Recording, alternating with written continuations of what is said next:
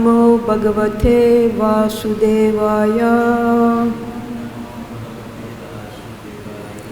Om Namo Bhagavate Vasudevaya. Om Namo Bhagavate Vasudevaya. Today we're reading a very important sloka that Prabhupada would often quote in reference to his accepting sannyas on this day. We never quite get to this verse because it's in the 88th chapter of the 10th canto, text 8. Shri Bhagavan Uvacha Yasyaham Anugrinami Harisyeta Danam Shanai Tato Danam Tyajantyasya Svajana Dukadukitam. Shri Bhagavan Uvacha. The personality of Godhead said, Yasya, whom, aham, I, anugrinami, favor, harishye, I will take away, tat, his, danam, wealth, shanai, gradually, tata, then, adanam, poor, tyajanti, abandon, asya, his, svajanaha, relatives and friends, dukadukitam, who suffers one distress after another. Translation and purport by Srila Prabhupada. The personality of Godhead said, if I especially favor someone, I gradually deprive him of his wealth. Then the relatives and friends of such a poverty-stricken man abandon him. In this way he suffers one distress after another. Purport. Devotees of the Supreme Lord experience both happiness and distress, not as consequences of material work, but as incidental effects of their loving reciprocation with the Lord. Srila Rupa Goswami in his Bhakti Rasamrita Sindhu, his definitive treatise on the process of devotional service, explains how a Vaishnava is relieved of all karmic reactions, including those that have not yet begun to manifest, aprarabdha, those that are just about to manifest, kuta, those that are barely manifesting, bij, and those that have manifested fully, prarabdha. As a lotus gradually loses its many leaves, so a person who takes shelter of devotional service has all his karmic reactions destroyed.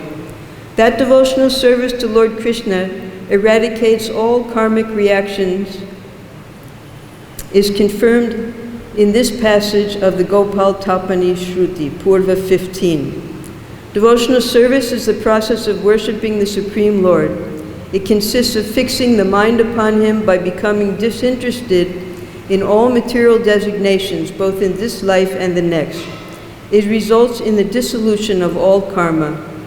While it is certainly true that those who practice devotional service remain in material bodies and apparently material situations for some time, this is simply an expression of the inconceivable mercy of the Lord, who bestows the fruits of devotion only when it has become pure.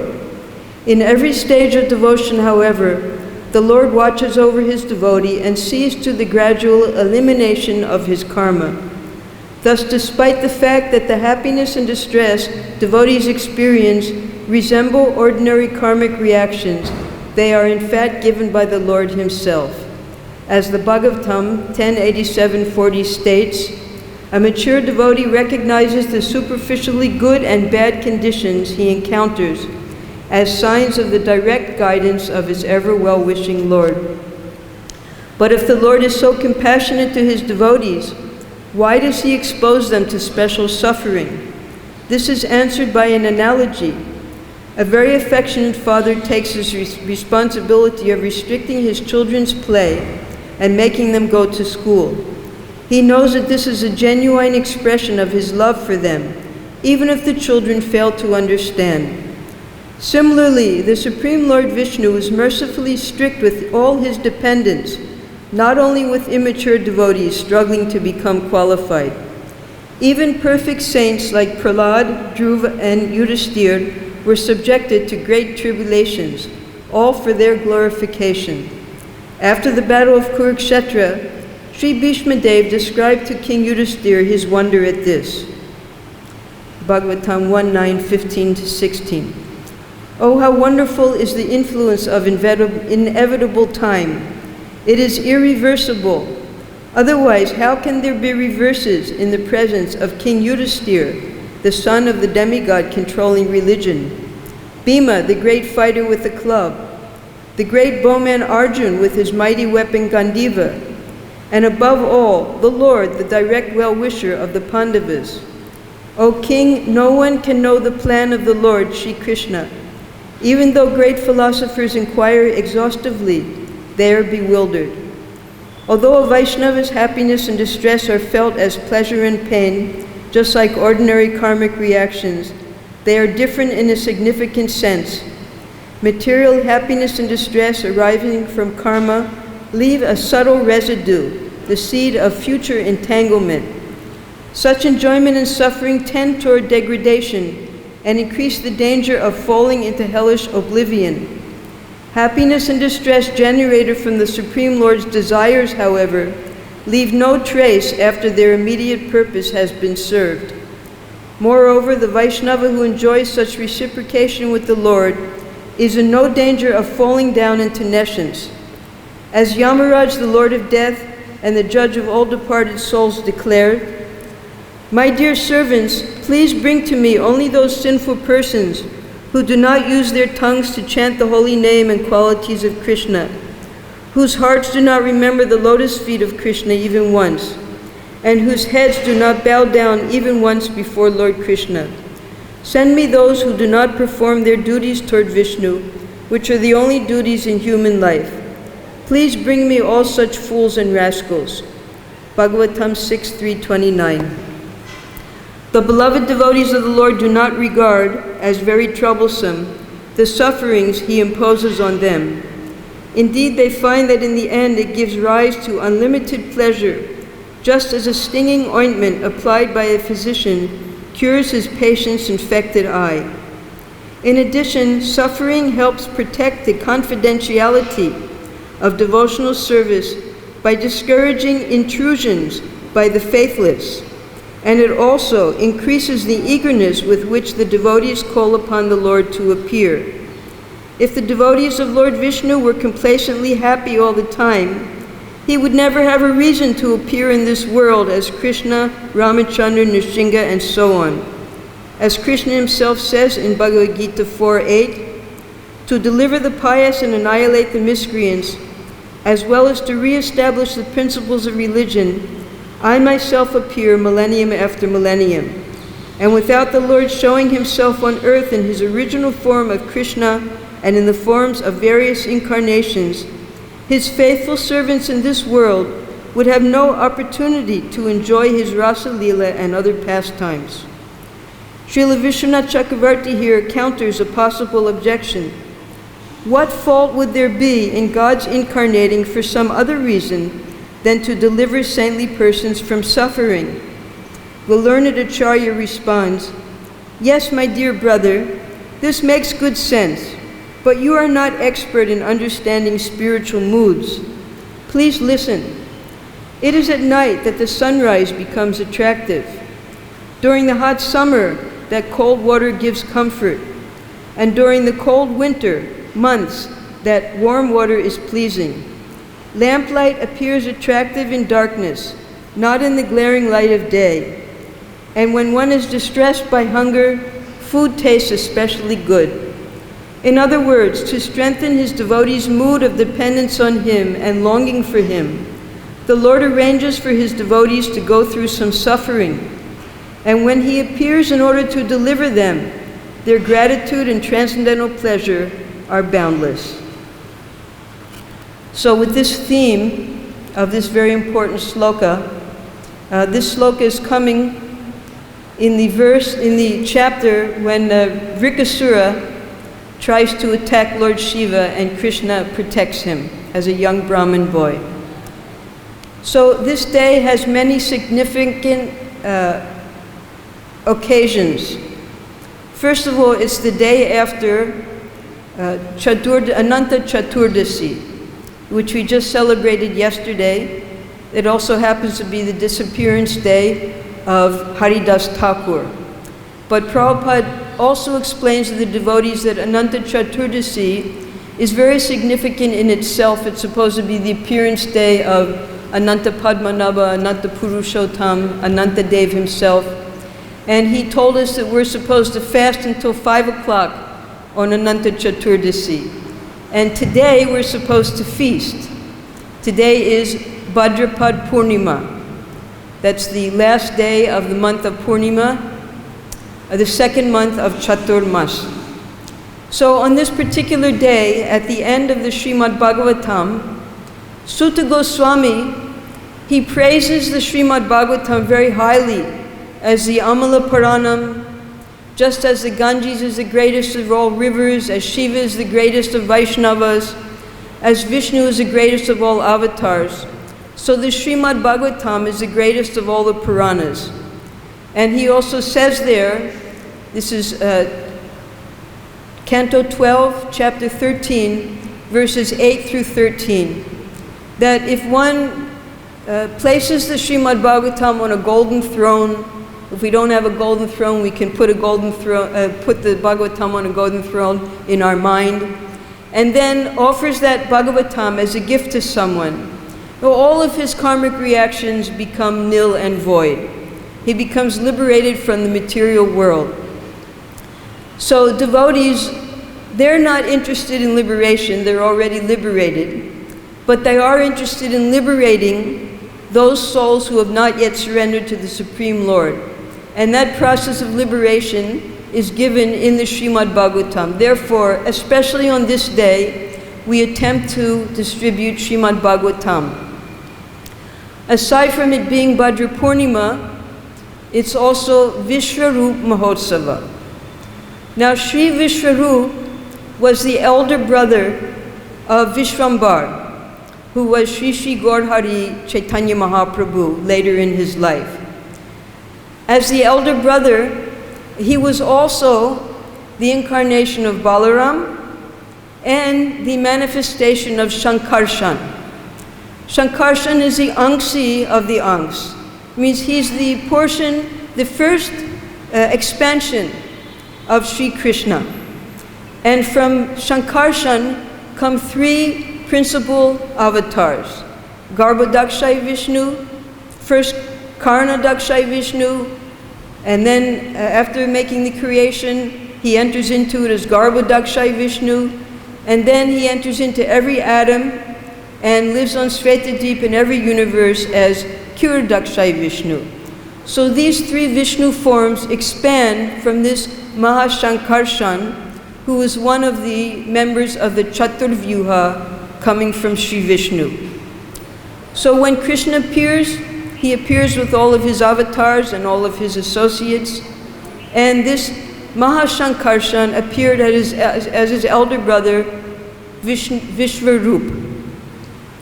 Because he was older to Chaitanya Mahaprabhu, Vishwambar, as a little boy, for instance, his mother used to tell him, go find your brother and bring him for lunch. So Gaurhari was so attractive as a young child. When he would go to the home of Advaitacharya to call Vishwarup, Advaitacharya would become stunned by his beauty. He was so attractive that he realized this must be the Supreme Lord. I've never been attracted to a little child like this. Now, why would Vishwarup go to the home of Advaitacharya? Vishwarup was renounced from his childhood. He saw all around him his teachers, the members of the Brahmin community, members of the whole community. They were engaged in activities that appeared to be worship of Vishnu, but they were just doing those activities for some personal gain.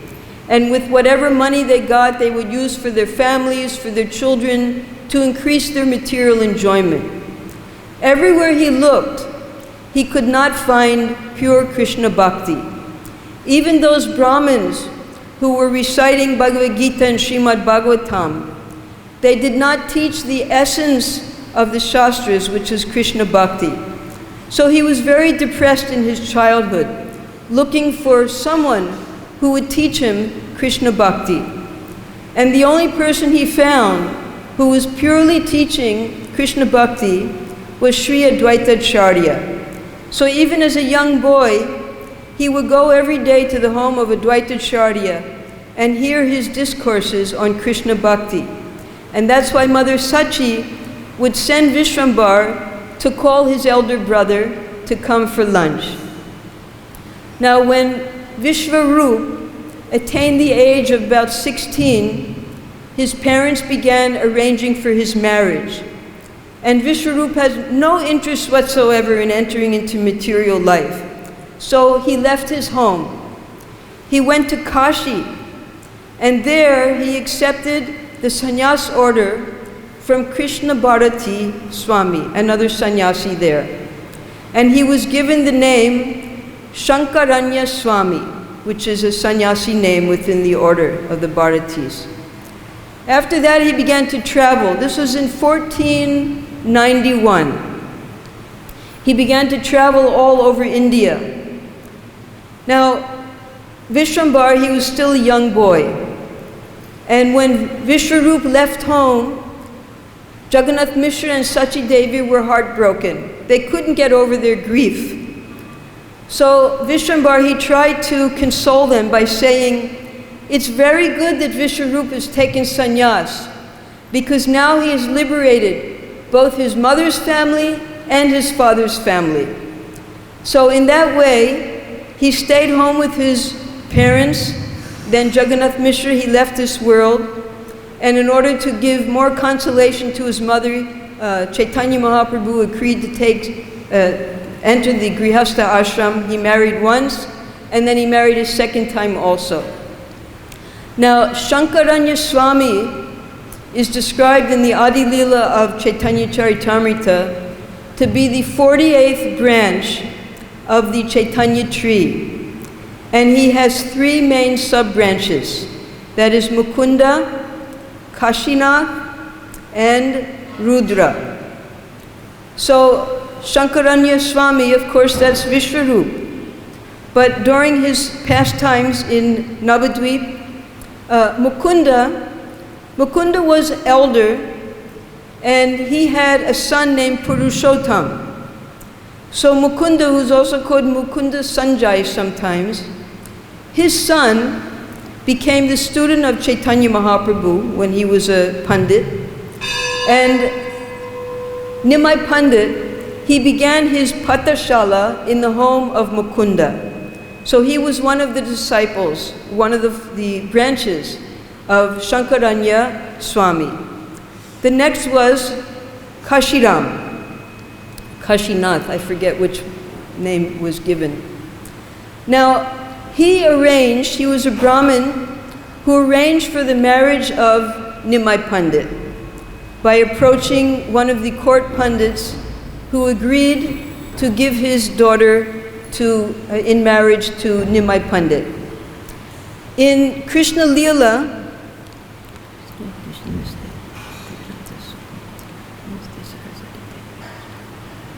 in the Gauraganadesh Deepika, which describes who's who in Gaura Lila and Krishna Lila. So in Krishna Lila, Kashiram was the Brahmin named Kulaka, and it was he who was sent by the father of Satyabhama to arrange for the marriage between Satyabhama and Krishna. So he had the same service in Krishna Lila as he had in Gaura Lila. And the third, Rudra, he was a great devotee who was Varutapa, one of Krishna's friends in Krishna Lila, and he established a beautiful temple in Bengal. So Shankaranya Swami, after traveling extensively all over India to preach Krishna consciousness, he came to the district of Sholapur in Maharashtra. And in Sholapur district is the holy place where Vithalanath lives, and that's Pandharpur. So there, Shankaranya Swami attained spiritual perfection. Some say that he entered into the body of Vithalanath, and some say he entered into Samadhi on the banks of the Bhima River there. And that was in 1509, 1510. Some people say 1509, some people say 1510. So in 1511, Chaitanya Mahaprabhu, he said that he would give up his home and he would enter sannyas. Now, it's the opinion of some people that Chaitanya Mahaprabhu also accepted the sannyas order on the same day as Vishwarup, on this Vishwarup Mahotsava.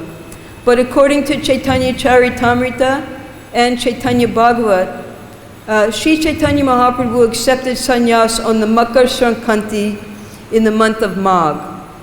And this is Purnima in the month of Bhadra. So this Purnima in the month of Bhadra is not the date, according to the Shastras, when Chaitanya Mahaprabhu accepted sannyas. It's the date when Vishwarup accepted sannyas in Kashi. Aside from it being the day when Vishwarup accepted sannyas, later in Katwa, many years later, 450 years later, one of the disciples of Srila Bhaktisiddhanta Saraswati, he accepted sannyas from Srila Sridhar Swami, another disciple, and he was given the name Srila Bhakti Pragyan Keshav Goswami Maharaj. He was one of Srila Prabhupada's senior godbrothers. His brahmachari name was Vinod Bihari Das Brahmachari. And another great sannyasi who accepted sannyas on this day, on the inspiration of his godbrother, Keshav Maharaj, is our Srila A.C. Bhaktivedanta Swami Prabhupada. On this day also, Prabhupada accepted sannyas. So if anyone's planning to take sannyas, this would be a very good day to accept the sannyas order. So what happened was, Chaitanya Mahaprabhu, when he accepted sannyas in 1511, he immediately went to Puri, and he explained to his devotees in Puri that now I am a sannyasi, it's my duty to travel and preach. I want to go to South India, and I also want to find my brother, Vishwarup, because he left home and we've never heard anything from him since then. In 1491, that's nearly 20 years ago. So Chaitanya Mahaprabhu began to travel, and he came to Pandharpur. There in Pandharpur at the Vithalanath temple, he was dancing in ecstasy, and one Brahmin saw him, and he invited him to come to his home for prasad. So Chaitanya Mahaprabhu accepted the invitation. He went to the Brahmin's home, and the Brahmin explained to him that there's another sannyasi who's staying in my home. I would like you to meet him. And his name was Srila Rangapuri. Because the Brahmin could understand that with all of the devotion and ecstatic symptoms that Chaitanya Mahaprabhu was exhibiting, he must be a follower of Srila Madhavendra Puri. And Sri Rangapuri was a direct disciple of Madhavendra Puri. So Chaitanya Mahaprabhu went to take darshan of Sri Rangapuri, and he offered his obeisances, and then they embraced. And Sri Rangapuri was the godbrother of Chaitanya Mahaprabhu's guru, Ishwarapuri. So with great love and affection, they began to discuss. So by chance, Rangapuri asked Mahaprabhu where was your home previously? And he said, oh, I lived in Navadvip. And then Rangapuri, he began to remember that, oh, I visited there with Madhavendra Puri once. And we went to the home of one great Brahmin, his name was Jagannath Mishra. And his wife cooked so nicely for me, just affectionately speaking. She cooked so nice, she cooked mocha khanda, and I still remember the taste of that mocha khanda. So Chaitanya Mahaprabhu, hearing how he had actually visited their home, he said, well, that's my mother and father. He said, that's your mother and father? That means you must be the younger brother of Shankaranya Swami. So in this way, he was able to find out the whereabouts of Shankaranya Swami. So then Rangapuri, he very sadly informed him that Shankaranya Puri had just recently given up this world, entered Samadhi, and attained spiritual perfection. Now Srila Prabhupada, at this juncture, he quotes the Gora Chandrodaya, saying that when Shankaranya Swami, Srila Vishwarup, gave up his presence in this world, he then became mixed into the personality of Sri Nityananda Prabhu. Because if you read in Chaitanya Charitamrita and Chaitanya Bhagavat, in both Shastras it's explained that Nityananda Prabhu is also Baladev, Nityananda Prabhu is also Shankarshan. So when Vishwarup gave up his body, he mixed in with Nityananda Prabhu, who was the same personalities in Mahavaikuntha, in the spiritual world. So in this way, Chaitanya Mahaprabhu, and it's also said, the fourth reason that we worship this day, it's also explained there, and some authorities say, that it was on this day that Shankaranya Swami entered into Samadhi, and it was also on this day that Chaitanya Mahaprabhu was informed by Rangapuri that his elder brother had left this world. So although it was Chaturmas time, and during Chaturmas, because Chaitanya Mahaprabhu was a strict sannyasi, he strictly observed all of the rules and regulations of Chaturmas. And for sannyasi, they don't shave for 4 months, they don't cut their nails for 4 months, they have very strict dietary rules. But on that day, upon hearing that his brother had left the world on that day, he shaved his head, because that's also one of the rituals. When your family member leaves the world, you shave your head. So though it was Chaturmas, he still shaved his head on this Purnima. So then Prabhupada recommends also that the devotees should shave their head on this day, although it's Chaturmas, because Chaitanya Mahaprabhu shaved his head on this day. So this is Vishwarup Mahotsava for those reasons. And now we'll go on to Srila Prabhupada and his acceptance of sannyas on this holy day. Now Srila Prabhupada, he met his spiritual master when he was in the Grihastha ashram in 1922. And immediately in their first meeting, his spiritual master, Srila Bhaktisiddhanta Saraswati Thakur Goswami, he requested him to preach in the English language. That will be very good for him and very good for all who meet him. So that was 1922. Finally, 11 years later, Srila Prabhupada accepted initiation in 1933, and he was given the name Abhay Charan Aravinda Das. This was in Prayag. Because when Srila Prabhupada first met Bhaktisiddhanta Saraswati, he went the next day to Dr. Bose and said, I want to give up my job. I've been called by this great saintly person to preach. So Dr. Bose, he tried to speak reason to him that you're a grihastha, you just had your first son. If you become a saint, who's going to maintain your family? And Abhay at that time, he said, but this I have to make my life mission. So Dr. Bose tried to explain to him that yes, you can give up this post in Calcutta, and if you want to travel and preach, why not go to UP and be my representative there? And then both things you can do at the same time. You can run your own companies in freedom, and you can also increase your preaching work. So Prabhupada accepted that proposal because he had a family, he had to maintain them. And he went to Prayag, and he opened up the Prayag pharmacy. And he also began to travel all over India to sell the chemical products. And at the same time, to meet with all of the members of the Gaudiya Maths in all the big cities. Specifically in Prayag, he played a big role. So that was 1933. And just 4 years later, after Prabhupada accepted initiation, 1937, January 1st, Srila Bhaktisiddhanta Saraswati left this world. And as soon as he left this world, turmoil began in the Gaudiya Math. One group wanted to arrest another group. They went to court, and all the fighting began.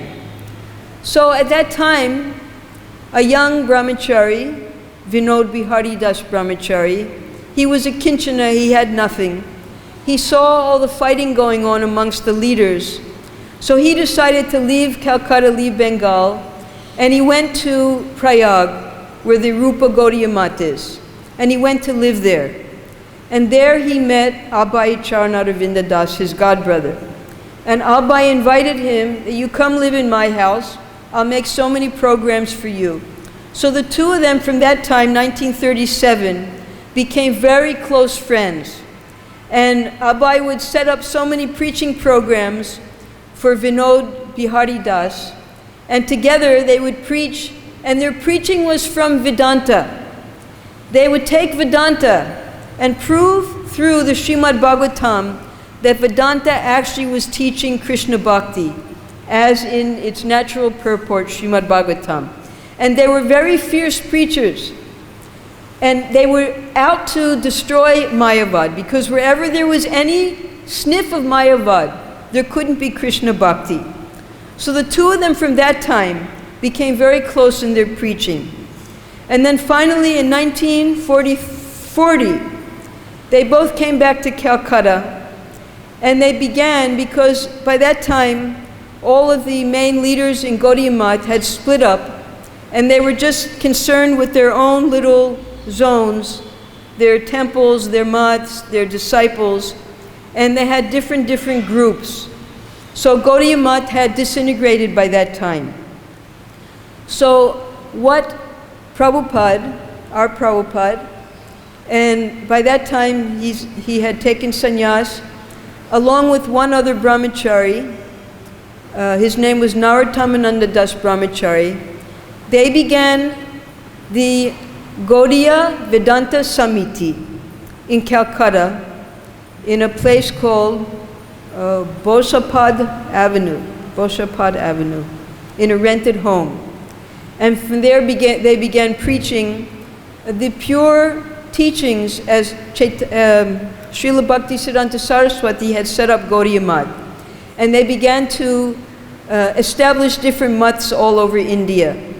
And they followed as their Guru Maharaj had done. They named their maths Devananda Gaudiya Math, Udarayan Gaudiya Math, Udharan Gaudiya Math, Keshavji Gaudiya Math that we have here in Mathura. So they were trying to simply continue the teachings of Bhaktisiddhanta Saraswati through this Gaudiya Vedanta Samiti. And Prabhupada became very much involved. Previously, when Bhaktisiddhanta Saraswati was present, he would write many articles on the harmonists, in the harmonists, at the request of his Guru Maharaj. Now, it was 1940 that this was done. In 1953, the Gaudiya Vedanta Samiti began two patrikas, the Gaudiya Patrika and the Bhagavad Patrika. You can see in Srila Prabhupada's house we have many of the editions.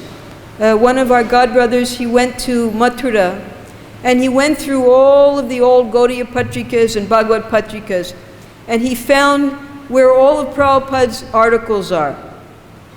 Prabhupada wrote very interesting articles. He wrote in Hindi, English, and Bengali. And in these articles, some of his most famous articles, of course we see them also in his original Back to Godhead magazines, they were patrikas. He would write purports to the Bhagavad-Gita, purports to Chaitanya Charitamrita, different translations of different slokas. But then he began an out-and-out attack against bogus societies. So Prabhupada was most famous for his articles on the Murgi mission. Anyone know what the Murgi mission is? That's what Prabhupada called the Ramakrishna mission. Because in those days, Ramakrishna mission was very popular. And the people were mistakenly thinking that these are the only followers of Vedanta. So what Prabhupada did was, through a dramatic article, it was like a drama, this article, he exposed actually what's going on in the Murgi mission, how they eat chicken, they eat eggs, they eat flesh, they engage in illicit activities. So this expose made a very big exhibition of what was really going on in the Ramakrishna mission. Prabhupada became very famous for that. But Prabhupada didn't stop there. Then his next dramatical article was about the Gaudiya Math. And he wrote about what was going on behind the scenes in the Gaudiya Math. How men with wives were taking lovers of other men's wives. How sannyasis were collecting money but pocketing that money. How they were building big buildings, and with the profits they got, they were using that for their previous sons to send them to America and Europe to become lawyers. So with this expose, the entire Gaudiya Math became in an uproar. And all of the big leaders, they came to Mathura, that what are you doing? You're ruining our Gaudiya Math. And Prabhupada and Bhakti Pragya Keshav Maharaj, they were laughing together. That, oh, you see, we've done something. We've stirred up the pot here. But because the biggest leaders, Sridhar Swami, Tirtha Maharaj, they said these are internal family matters. They're not to be exposed. Otherwise, how will our preaching go on? So at their special request, Prabhupada stopped writing these exposés on the Gaudiya Math. Internally, he tried to correct his godbrothers in the mischief they were doing.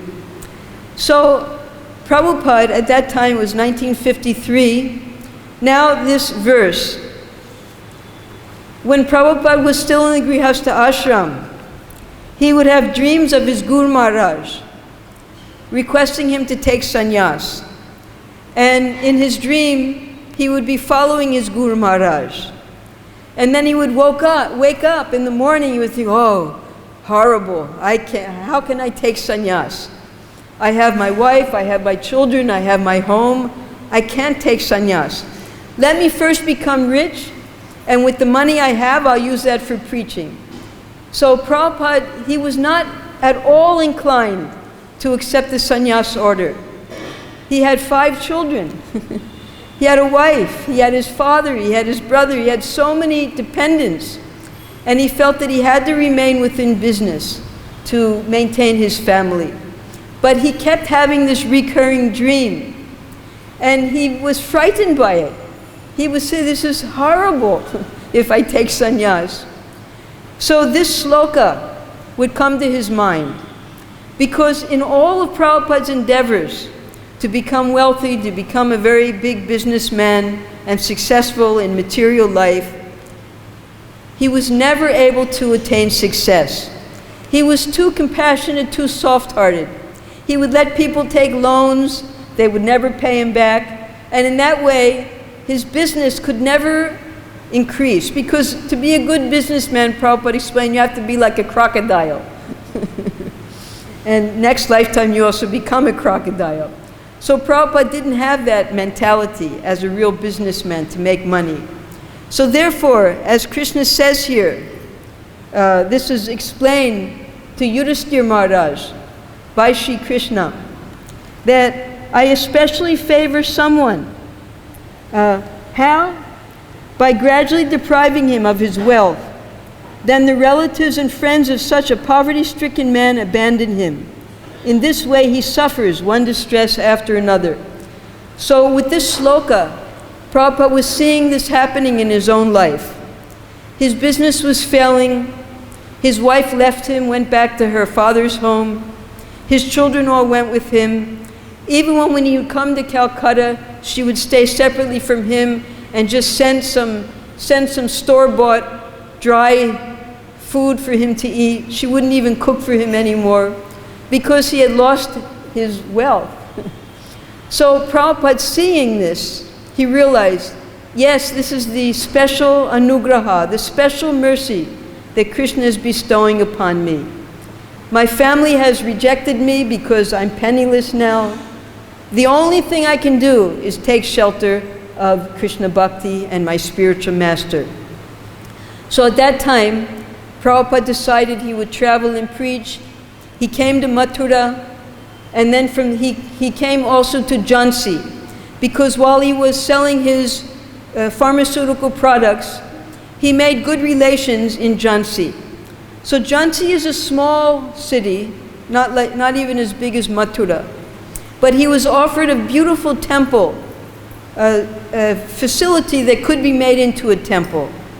And he invited his old friend, Keshav Maharaj, that you please come see this place and see if you want to make this into a temple within your Gaudiya Vedanta Samiti. So twice Keshav Maharaj went there to Jhansi, but he wasn't happy.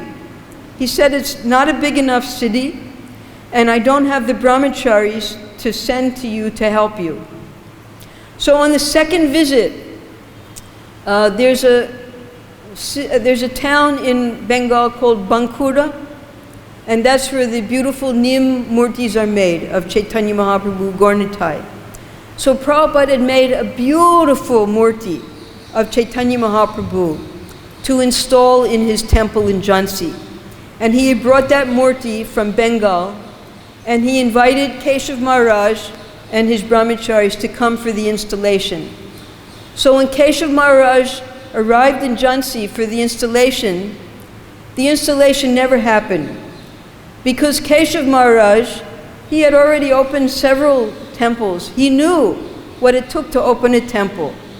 He said, first we have to speak to your sponsor. Is this temple in your name? Prabhupada said, no, at any time they can remove me. So Keshav Maharaj and Prabhupada made it very clear to the owner of the building that if we install this murti, then this temple will be ours, and we will do all the seva puja according to our sampradaya.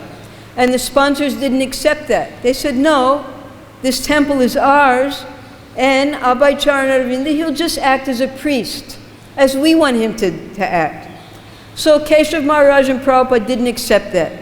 So therefore, the murti of Chaitanya Mahaprabhu was not installed in Jhansi. Very soon after, 1955, Prabhupada brought the murti here to Mathura.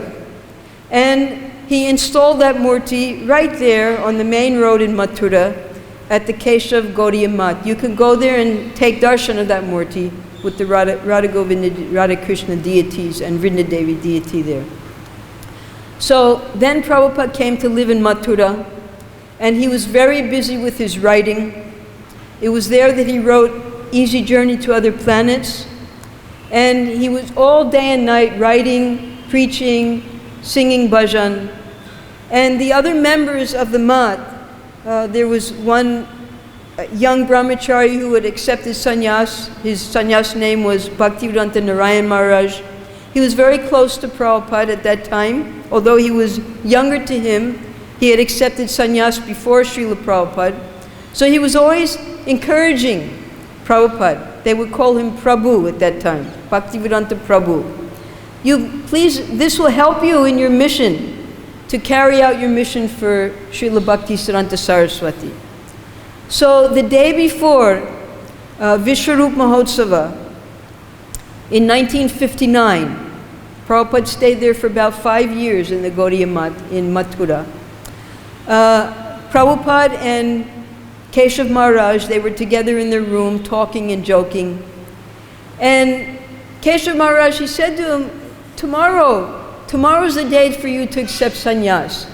Very auspicious day, and this will help you to carry out the order of our Srila Prabhupada. So Prabhupada agreed. And also there was another godbrother there. He was 95 years old. His name was Sanatan Das. So Sanatan, he told Prabhupada that if you take sannyas, I'll also take sannyas.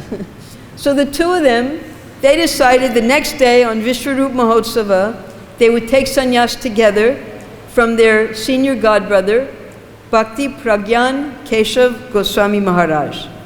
So it was a beautiful ceremony. And Prabhupada had a very beloved godbrother who was the only Babaji within the Gaudiya Math. His name was Krishnadas Babaji. He used to come here now and then, just show up like magic to see Srila Prabhupada. He was always chanting Hare Krishna. He would never have any conversations with everyone, always just chanting Hare Krishna.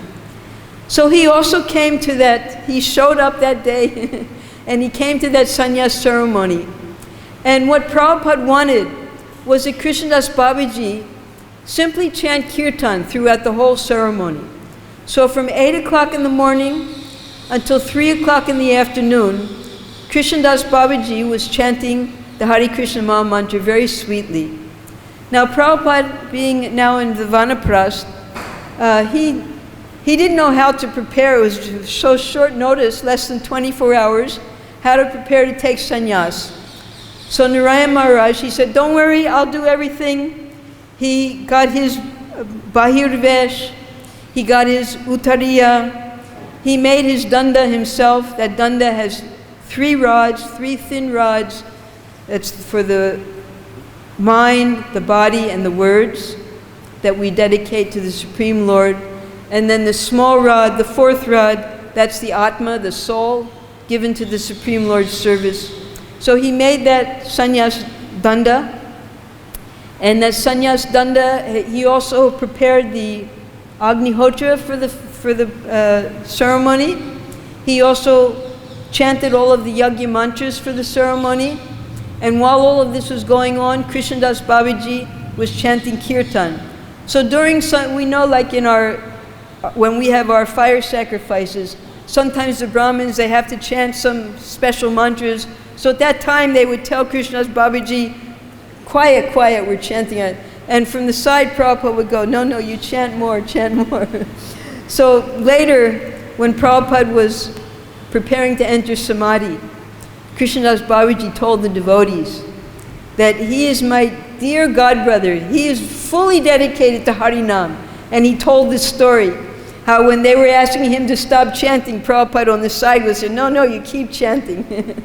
So they had a very loving relationship. And at the time after the yagya, when Keshav Maharaj gave Prabhupada his danda, and then gave him the sannyas mantra, he then asked Prabhupada to speak. Now, we know in Mathura, who speaks English? No, nobody speaks English in Mathura. Hindi or at best Bengali. But Prabhupada stood and he remembered the instructions of his spiritual master, and he spoke in fluent English.